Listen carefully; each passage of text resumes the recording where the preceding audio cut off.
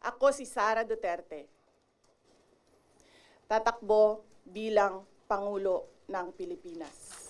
Sa maagang deklarasyon ni Vice President Sara Duterte para tumakbong presidente, nabuo ang iba't ibang senaryo na posibleng mga kandidato at tambalan sa eleksyon 2028 at lumutang na ngayon ang pangalan ni dating Vice President Leni Robredo. Ako, as far as I'm concerned, the strongest candidate na may chance to beat the Vice President Sara is Vice President Leni. Ano to, sir?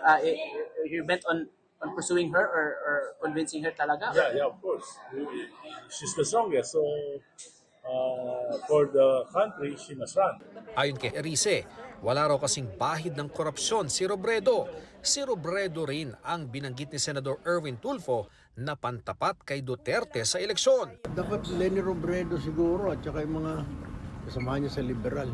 Sinabi ng Malacanang na tiyempong magkikita sa Sabado sina Pangulong Marcos at Robredo na ngayon mayor ng Nagas City, kaugnay ng Oplan kontra Baha roon.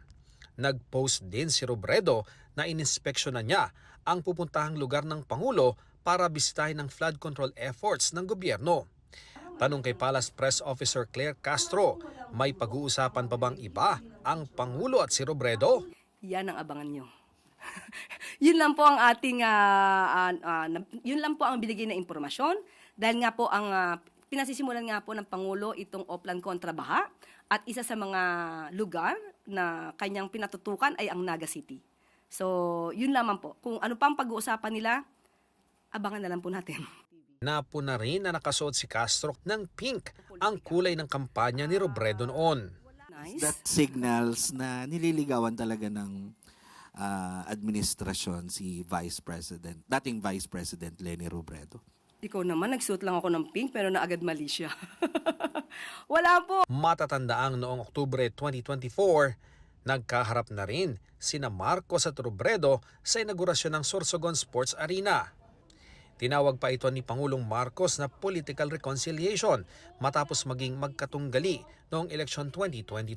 Sa mga nag-iisip kung may nabubuo bang alyansa, sabi ni Castro, Wala po kasi talaga na pag-uusapan tungkol sa pangangampanya o kung sino man ang magiging kandidato sa 2028. Hindi pa po kasi panahon ngayon, napakaaga po pa kasi. sinisika pa ng GMA Integrated News na makuha ang reaksyon ni Robredo sa mga usaping ito.